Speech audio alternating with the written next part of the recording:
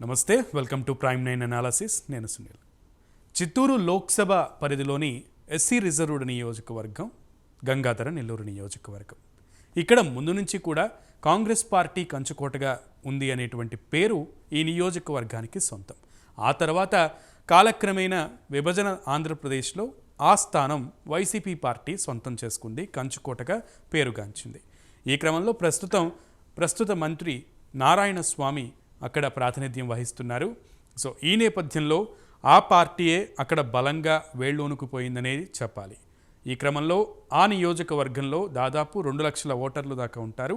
అందులో ప్రధానంగా ఎస్సీ మాల సామాజిక వర్గం ఓటర్లు అత్యధికంగా ఉంటారు. ఇక ఆ తర్వాత స్థానానికి వచ్చేసరికి అక్కడ ముఖ్యంగా చెప్పాలంటే రెడ్ల ప్రాతినిధ్యం కూడా ఎక్కువే ఉంటుంది, రెడ్ల ప్రాబల్యం కూడా ఎక్కువే ఉంటుంది.